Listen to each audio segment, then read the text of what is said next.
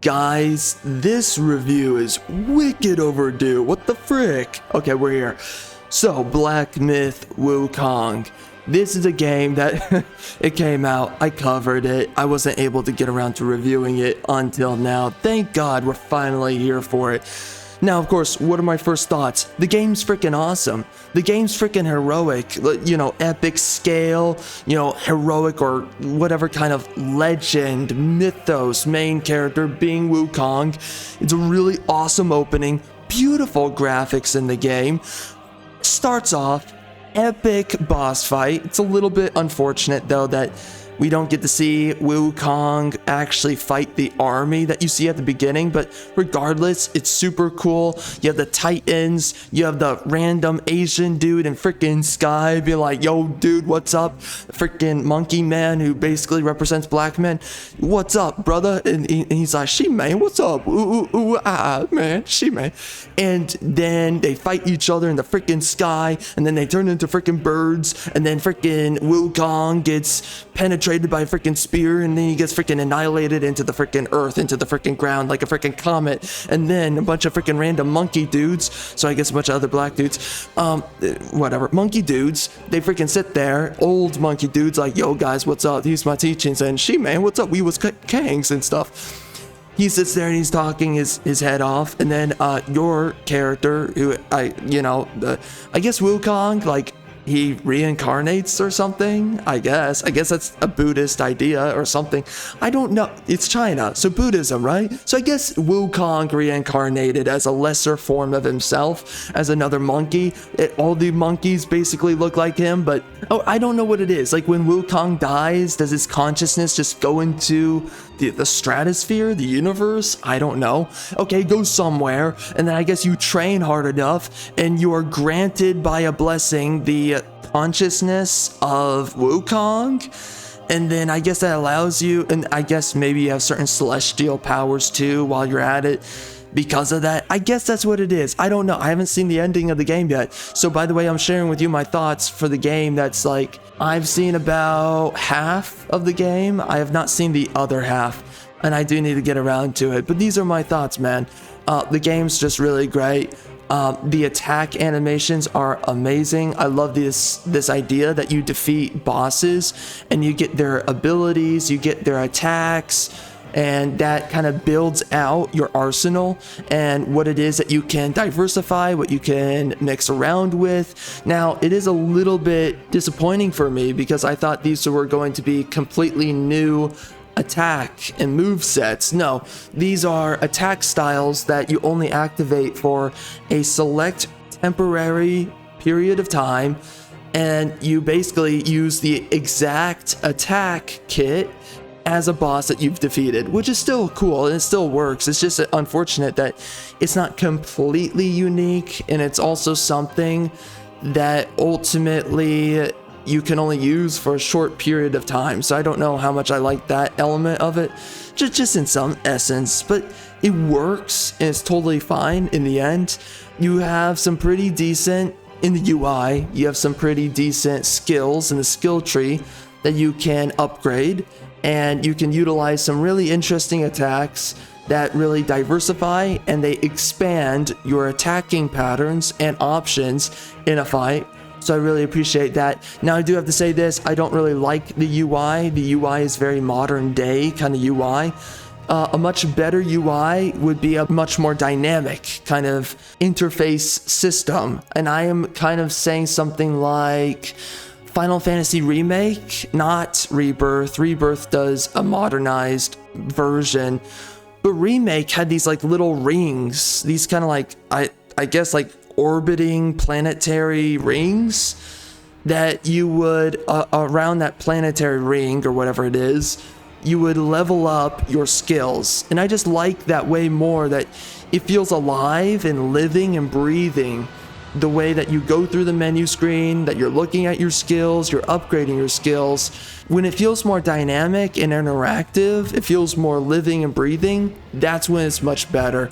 The entirety of the user interface, it should feel like you're kind of going into a separate world outside of the gameplay world or a spreadsheet. And that's the issue with a lot of modern games, is that they make the skill trees that you're tapping into, or just the user interface in general with the inventory, it just feels like you're opening up a spreadsheet. You want to feel like, and honestly, frick, what was the other game? There's one game where this is another layer of making it much more interactive, and I love this way of doing UI systems, is that you're still a part of the world when you open up the menu screen. Shoot, there's a game where you will open up, I believe, a book just on the spot, and you'll be sifting through the book, or like you'll be looking at your character in the world environment that you're currently sitting in as you're looking through your inventory.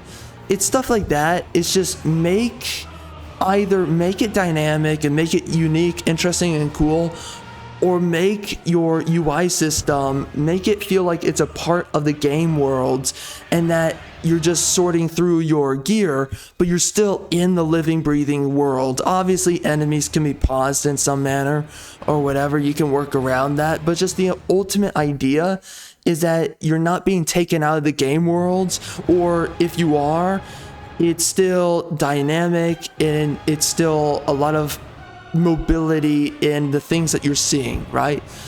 That's kind of what I would prefer to see in a lot of games. It's just an upgrade, and it keeps you immersed in the game world. So that's one criticism I have to give, is just the UI. Outside of that, though, of course, the combat's great. The freaking bosses, there's so many of them. They're so unique and diverse from one another. It's freaking awesome and cool. They have interesting attack patterns and designs. Again, the bosses just look so stunning, man. Their attacks are stunning to look at. There are some really awesome moments in this game, and it just makes it that much cooler to see all these enemies.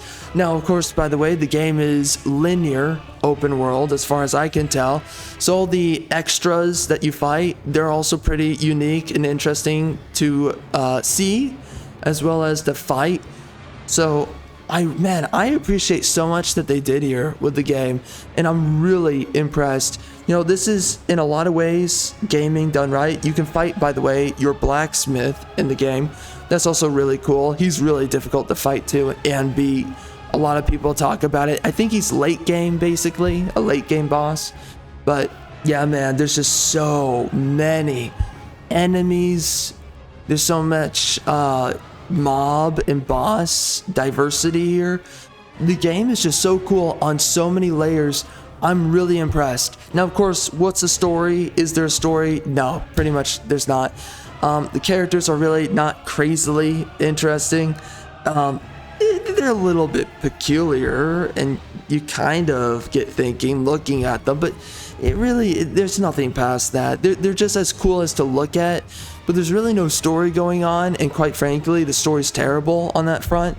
Like, you really couldn't figure out a better way to immerse your player into a world and develop a narrative. And you know what the narrative is? This is frankly kind of what it is, and this is a problem with a lot of storytelling, is that you have a story where it's like, okay, we start with a question, and then the entirety of the story is about that question, which is, for this game, what is it? And this is something that's in a bunch of action RPG stories and just a lot of books, a lot of television, movies.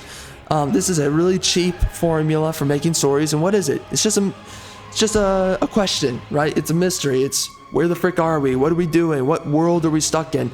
And that's it. That is the absolute depth of what it is you're getting. There's nothing that goes beyond the question of the immediate now, right? Like, for instance, Wukong died in the prologue. Well, how the frick are we right now playing as Wukong? A monkey that looks like him, who doesn't speak for some reason, and then you're just walking around, and I guess you're training and stuff like that. Okay, whatever.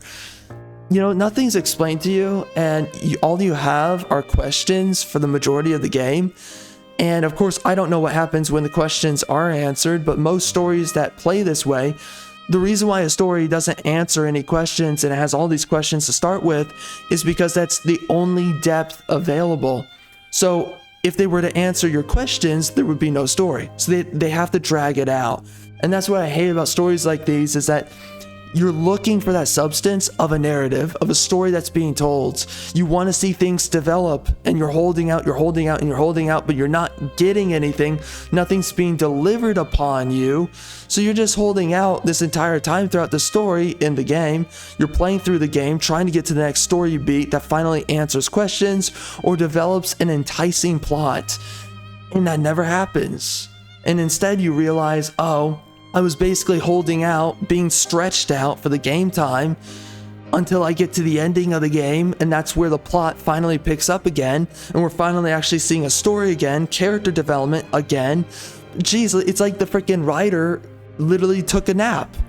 And you're just playing through the game because the game designers, they didn't take a nap, but the freaking writer, he's like, whatever, we'll get back to it, bro. And it's like, what the frick? Why'd you hire this guy? Show me an actual story.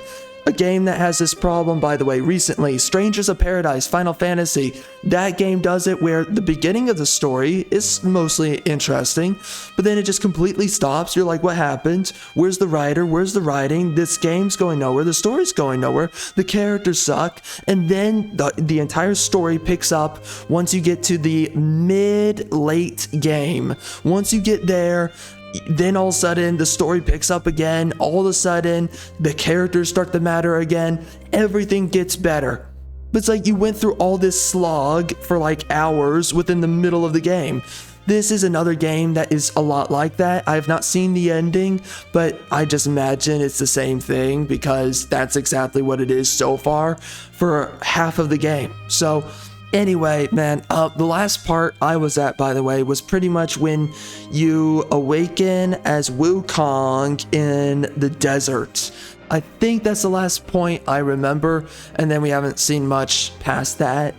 But anyway, or I think it's a semi-desert area, something like that. So anyways, man, you know, it's just a little bit disappointing because it's like we want to see substance in our stories. When you're not delivering substance, and you don't have a bunch of questions being roused and being answered because you're developing a narrative. When you don't have that, then you really have a story that's lacking in a lot of ways. And even to some extent, but less so, Stellar Blade is kind of like this too, a little bit. It has a little bit more meat on the bone, but ultimately, even that doesn't have a whole lot of plot going on. At least it's trying to rouse a lot of questions and answer most of them, but there's a lot of great things about this game. Wukong, Black Myth Wukong. And I would say, man, if there's any game that you're looking at this year to purchase, Space Marine 2 already came out. I have a full review that I'm working on currently. I've already released a few videos, though, surrounding the game. But Space Marine 2 is a game that's worth your money. I'll tell you that, first and foremost, upon launch. And by the way, they are going to be releasing a Horde mode pretty soon. But outside of that, I would also say that Black Myth Wukong, Stellar Blade, and Final Fantasy VII Rebirth, these are the main games that are going to be worth your money this year, 2024, to purchase. If you're really trying to look at games, what should I pick up? What's the most interesting? What's the best? Those are pretty much the games that are the best for you. So outside of that, man, again, there's no story. The cutscenes look great. The characters look great. It's just a bunch of male characters too. We don't throw in a bunch of women. There is one female character, but that's it. Although I would wish we did have some sexy women, you know, who are sexualized. That would be nice. We don't have any of that in this game, which honestly sucks, and I hate that. But outside of that, everything else is pretty good. A lot of male characters, traditionally male characters as well. Okay, that's nice. You have some weird, like, cartoon animations, though, in the game. And they're just really strange and honestly out of place. I think they're like, what is it? It's clay animation, as far as I understand. Anyways, really weird, really off. It really has no place in the game, in its story. I don't know what the frick they were thinking about doing that. I appreciate experimentation. It just didn't work at all. So, yeah, I wasn't too happy about it, and I was not impressed. But whatever, man. The game itself is great. The gameplay is great. And there's a lot that I appreciate in all the work they put into this game. Wasn't this announced in like 2011 or something? This was in the oven for a long time, and it shows. This game, man, took a lot of freaking work. and it's very clear when you're seeing it, but wow, this is a really impressive game. Black Myth Wukong. It looks awesome, it feels epic, feels legendary, feels heroic. You know, something that we've been really lacking recently in a lot of modern games, especially modern movies, I mean everything, but this game does something that a lot of games right now coming out fail to do, and they fail to recognize what it is that we've lost. But this is a game that, quite frankly, was made for men.